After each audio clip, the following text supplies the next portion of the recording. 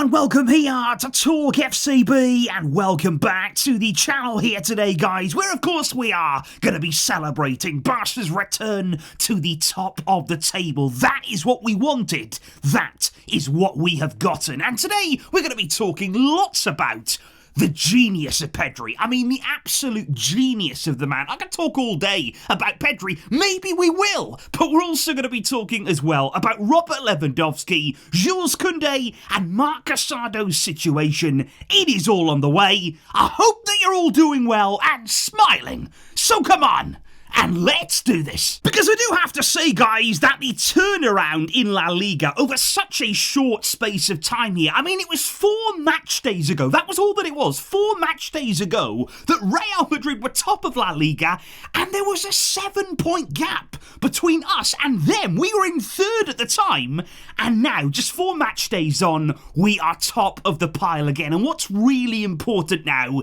is we have to keep that momentum going. You know, we don't want to see this become a title race whereby the lead is changing hands every few weeks. We want to be at the top, and we want to try and get a gap of our own going now by winning and winning and winning some more, guys. And what I want to talk about first of all is the words, by the way, of the Rayo Vallecano president there, because when he was actually asked after the game yesterday, oh, did Barca win because of referees? Did you feel as though Barca were favoured? Were Rayo robbed in this game? What did the Rayo president say?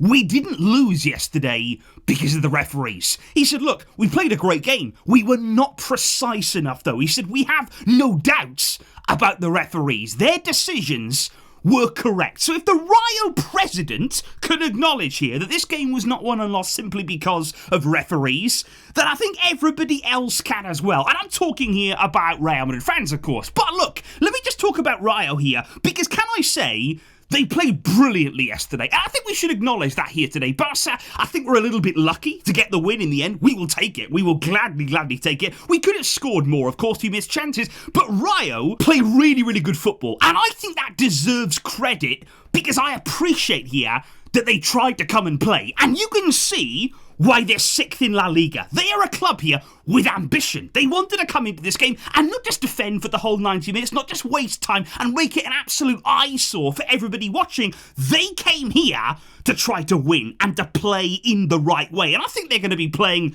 European football next season because of the quality they're showing, because of the football that they're playing. And you compare that, for example, to a club like Getafe, who in the table right now, they are going absolutely nowhere. But of course, guys, as we spoke about in the match review there were some big decisions taken on by Hansi Flick last night in the lineup. One of the big calls, of course, was to leave Kounde on the bench. And I think it really speaks volumes there about Flick's principles, because this was a very, very important game. You know, we had to win to go top, and yet he still said, look, you arrived late, you didn't stick there to the code of punctuality that we have and that we want to instill at this club, therefore you are out of the lineup. And that was a big statement indeed. And even after the game, Flick came out and said, before the game, I want everybody to know what they have to do on the field. So before games, we have 2 or 3 meetings.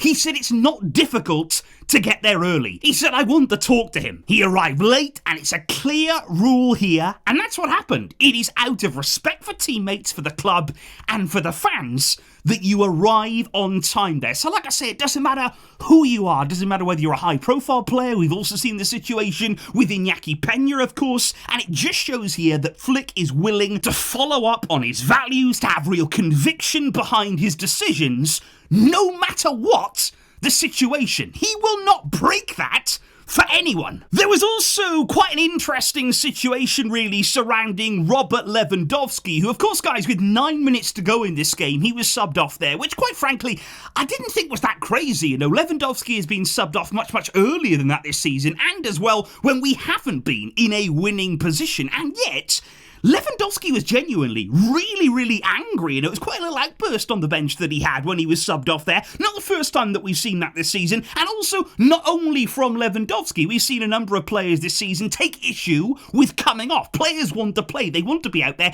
and really, that is actually a good thing. But Flick said there, I always make the best decision for the team, no matter what it is. He said, I understand Lewandowski's reaction. He always wants to play. He always wants to score goals. And he said, I will support him. I always give him the chance to start.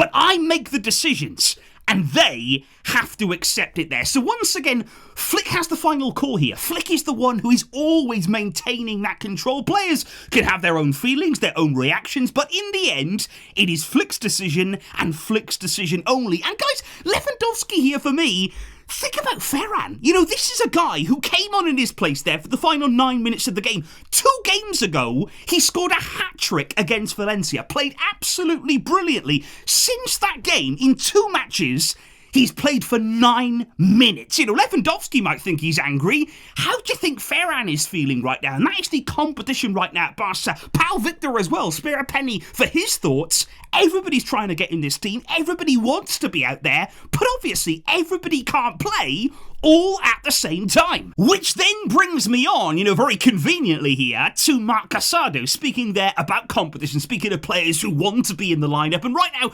he is not.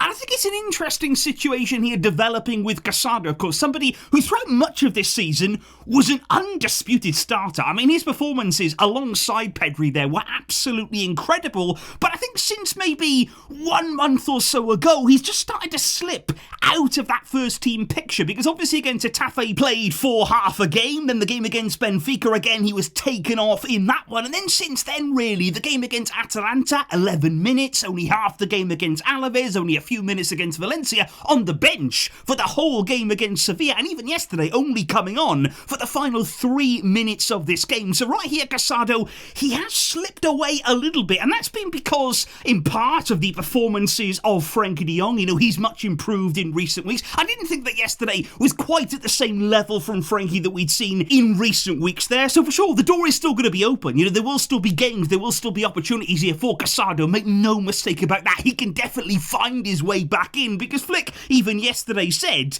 he hasn't done anything wrong. You know, it's not like he's done something here to really take him away from the team. He said, I talked to him a lot. Right now, Frenkie is doing very well. He's in good form. Giving more playing time to one doesn't necessarily mean, though, that the other one isn't performing well. So I think certainly we're going to see more of Marc Casado. He is going to be back. He is going to play a big part in the remainder of the season. We've still got lots of really important games coming up. And of course, he has different characteristics to Frenkie de Jong as well. So we will need both of them. We will need to call upon everybody. And we must here keep this squad together. However, though, guys, when you are speaking about midfielders at Barca, well, there is one midfielder who sets the standard. There is one midfielder who quite simply, quite honestly, he is head and shoulders above the rest. And of course, I am talking about Pedri. Now, last night was not just a great game from him. It wasn't just a one-off performance there where he wowed us all into thinking, wow, that was a good game.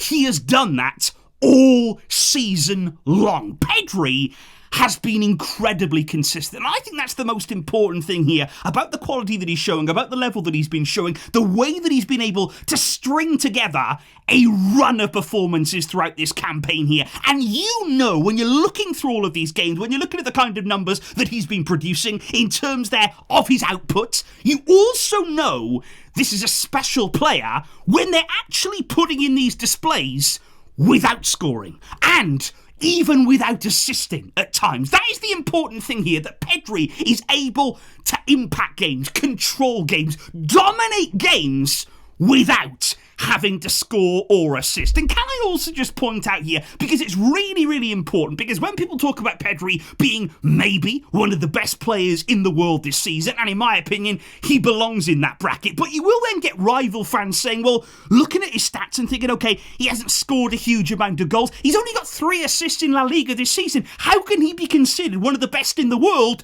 Please stop judging football on stats alone. Because what I would also add here is even last night, Pedri could have had 3 assists in one game. He could have easily notched up his entire season tally in one game. But it's not down to him. He has been putting chances on a plate. He has been providing players there like Lewandowski, like Rafinha, like Yamal, chance after chance after chance. And unfortunately, they don't score every time. Our conversion rate as a club is not particularly good. We are not great finishers, and we've seen that right throughout the season so far. That's not on Pedri. He has been doing everything absolutely perfectly there. He has been splitting defences, opening up teams at will, And he deserves more. He deserves more assists this season, at least double that tally and then some, because he has been spectacular. And he is an absolute joy to watch. You know, put the phone down, put the stats away. Just watch him. Just watch him. And I guarantee you will enjoy him. So indeed, guys, that right there is the full reaction to Barca's return to the top of La Liga. This is where we want to stay, and from here, our season really begins to hot up, guys. So let me know in the comments down below, what have you made of Pedri'S performances this season? Where does he rank right now in the world of football? And do let me know as well on all of the other topics that we have discussed in today's video. I will see all of you very, very soon indeed. Thank you indeed for the great support. But until next time, as always, Visca, El Barça.